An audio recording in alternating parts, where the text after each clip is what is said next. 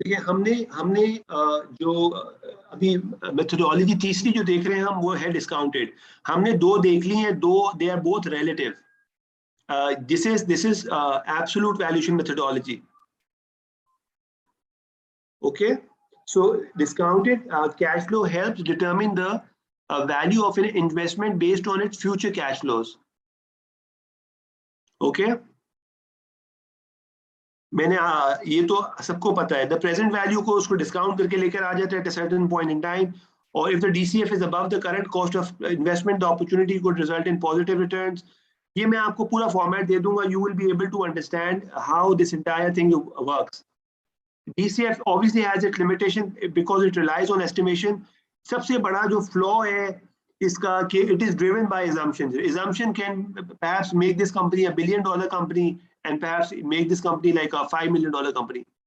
तो assumption driven है, if you can substantiate assumption and if you can defend it in front of the investor, तो फिर तो sky is the limit.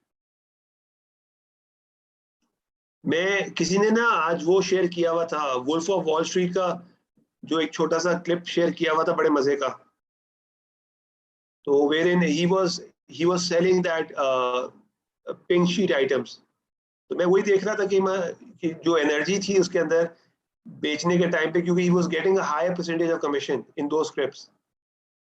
तो मैं आपसे वही कह रहा हूँ कि this is all about understanding whether this underlying assumptions are justified or not। ये फॉर्मूला, ये इसमें जाने की कोई जरूरत नहीं है, दिस लुक्स वेरी इंट्रीगिंग, ये आप पढ़ लीजिएगा, it is in this form only, लेकिन बहुत आसान है, अगर आप एक्सेल पे करेंगे, कोई सिंपल सिंपल चीज है, कोई टेंशन नहीं है।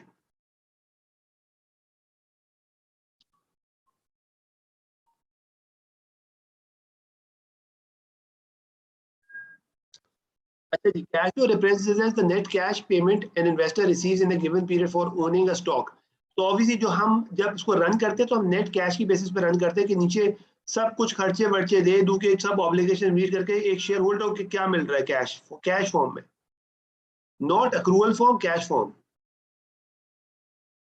For business valuation purposes the discount rate is typically, हम लोग जो इसको किस मल्टीपल पे हम उसको डिस्काउंट कर परसेंटेज पे डिस्काउंट करते हैं, ये अपॉर्चुनिटी होती है कॉस्ट ऑफ कैपिटल की। Any cost of capital which you believe truly captures the opportunity cost of your money which you invested in this business, that needs to be taken. It has generally been observed कि वो जो है normally वैक होता है, जो कि it is more of a reflection of both equity and date.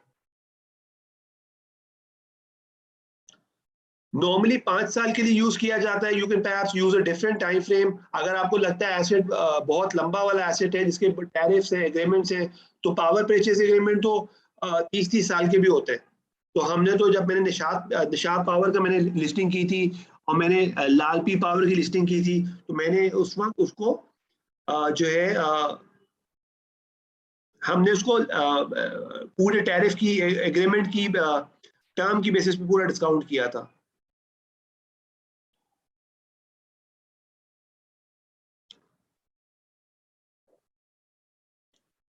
So what is the DCF formula used for? It is used to determine the value of an asset of a security. It represents the value of an investor would be willing to pay for an investment given a required rate of return.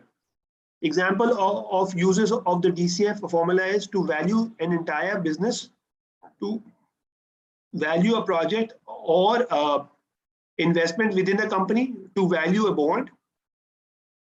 DCF can be run for any asset which gives you a return।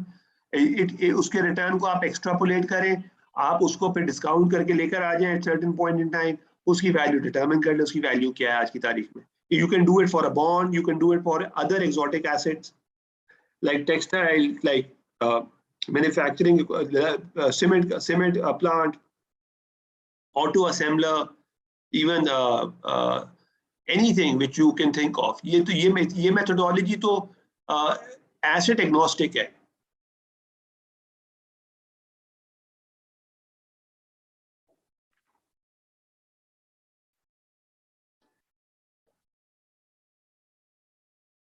Ji DCF हमें बताता क्या है? When assessing a potential investment, it is important to take into account the time value of money or the required rate of return that you expect to receive.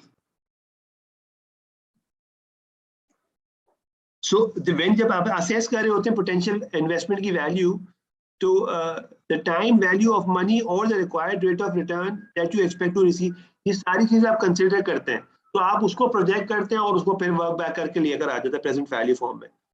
The DCF value takes into account how much return you can expect to earn, and the resulting value is how much you would be able to willing to pay to receive that exactly that rate of return.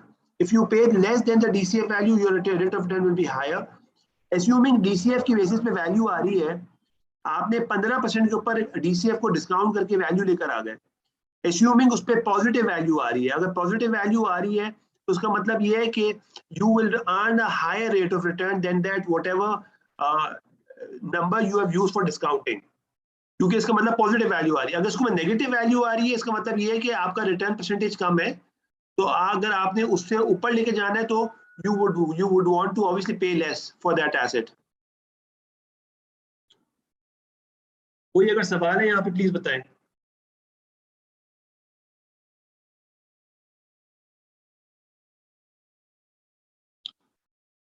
थोड़ा सा हमें rush करना पड़ रहा है क्योंकि ये content ज्यादा है. लास्ट टाइम भी I didn't wanted to end up कि ये भी इसका भी कुछ पोर्शन बचा हुआ हो और फिर पुरानी वाले का भी बचा हुआ है, क्योंकि वो 80 ऑड पेजेस की स्लाइड थी, वो तो उसमें बचे हुए, तो ये 40 है तकरीबन. तो let's get done with it today only. ये देखिए इलिस्ट्रेशन क्या दिया हुआ है. इलिस्ट्रेशन दिया हुआ है कि एक कंपनी है जो कि $100 का कैश फ्लो दे रही है. टर्मिनल कैश फ्लो आ रहा है $300 का, उसको हमने 10% पे डिस्काउंट किया, तो डिस्काउंटेड वैल्यू $100 की 91 आ रही है 2018 में. $100 की वैल्यू 2019 में $83 आ रही है. इसी तरह so on so fourth.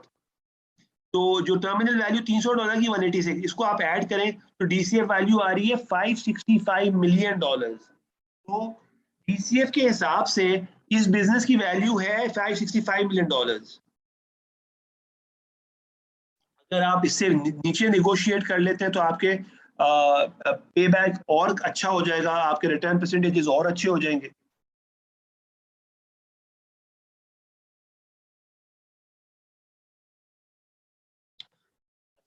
when ये थोड़ा मैं इसको बड़ा कर देता हूँ, आपको समझ आ जाए ताकि.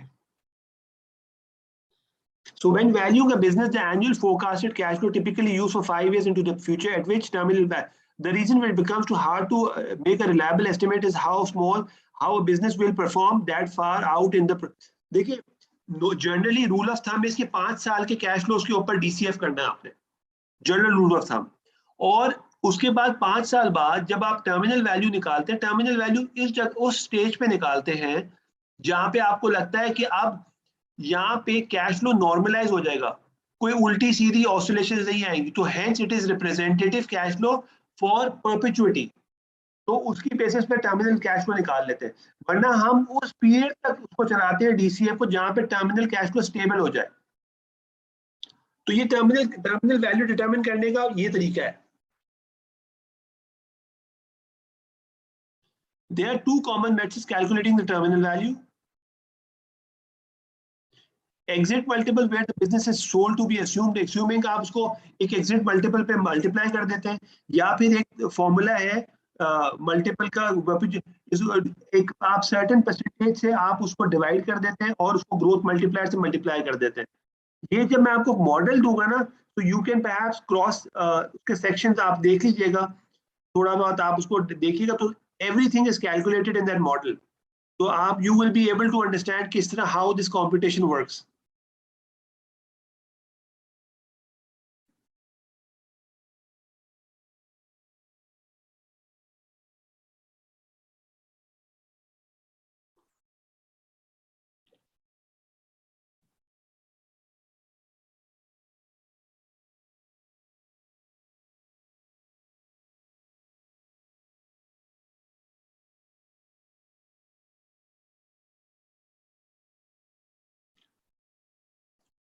Is DCF the same as net present value? No, DCF is not the same as net present, although the two concepts are closely related. Essentially, NPV adds a fourth step to the DCF. After forecasting the expected cash flow, selecting discount rate and discounting those cash flows, NPV deducts the upfront cost. करते क्या है, cash flow तो हमने cash flow कर दिया, लेकिन आपकी जो इन्वेस्टमेंट लग रही है उस बिजनेस के लिए, उसको एक्वायर करने के लिए, वो नेट होनी है. अगर वो आपको नेट करने के बाद तब भी पॉजिटिव है, उसका मतलब ये है कि आपको ज्यादा परसेंटेज रिटर्न मिलेगा. अगर आपकी इन्वेस्टमेंट नेट करने के बाद आपकी DCF जो NPV जो है कम आ रही है, नेगेटिव आ रही है, तो उसका मतलब ये है कि आपका जो रिटर्न परसेंटेज है जिस पे आपने कंप्यूट किया है कैश फ्लो, वो और कम है. ये समझ आया पॉइंट जी?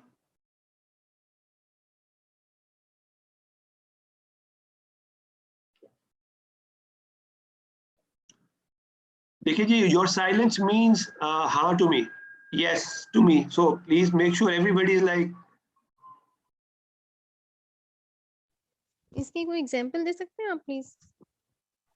इसमें उरूज में आई वुड रियली अप्रिशिएट, जब मैं आपको मॉडल शेयर करूंगा ना, तो आप मॉडल देख लीजिएगा. I probably do it in a day और सो, और मैं शाहरुख को फिर रिक्वेस्ट करूंगा कि आपसे वो शेयर कर ले, और फिर अगर आपके फिर भी सवाल हुए तो for sure we can connect. Alright. Khurram साहब, I would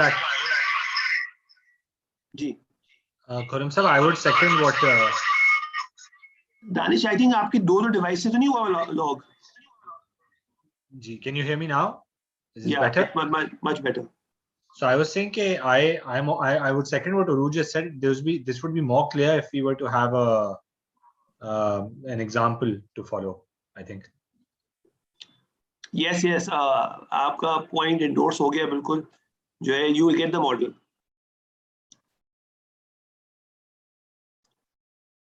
Thank you. Thank you.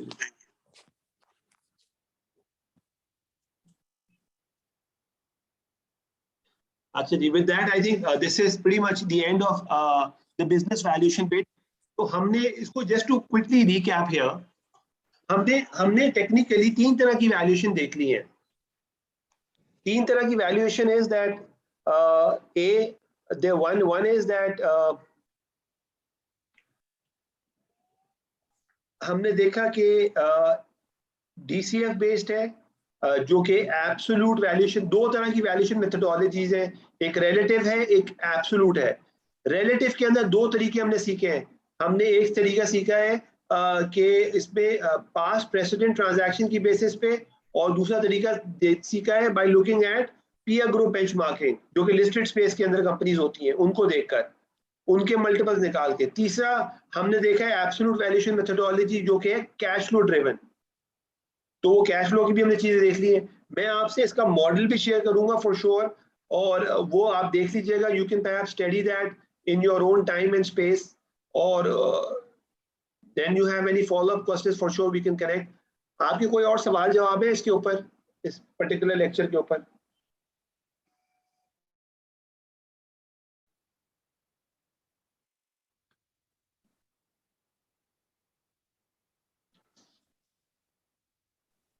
I have a question. Good. So I have noticed that when companies are going for the IPO, so they also value intangibles. So how is it valued, and what's the basis of it, and how reliable is it to value intangibles?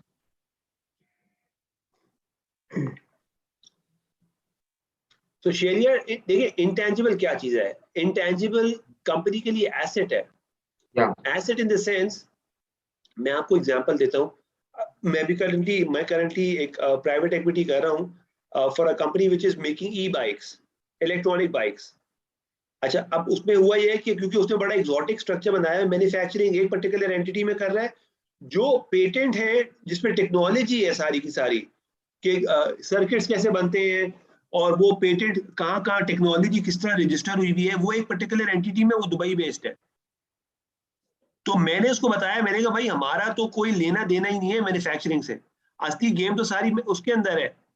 जब patent ही उसी company के अंदर है, तो my investor would only want to put in money in that particular entity, क्योंकि उसके बगैर तो ये मैन्युफैक्चरिंग प्रोसेस ठप हो जाएगा. Assuming one fine day that particular entity says कि यार टाटा बाय बाय, हमें आपके साथ काम ही नहीं करना मैन्युफैक्चरिंग के साथ. तो मैं ये क्या करूंगा, ये ई-बाइक तो बनेगी नहीं मुझसे, ना मेरे पास टेक्नोलॉजी है, टेक्नोलॉजी के लिए मैं उस पर रिलाई कर रहा था, वो कंपनी ने मुझे डिटैच कर दिया। तो इनटैंजिबल उस तरह बहुत इंपॉर्टेंट है।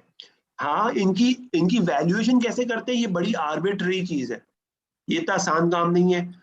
We can perhaps look at some valuation methodologies जो कि इंटैंजिबल को वैल्यू करते हैं।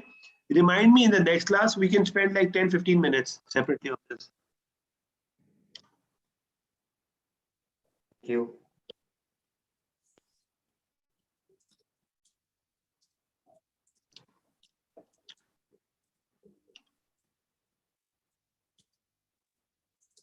आप लोग ने ये तो should be like close this one.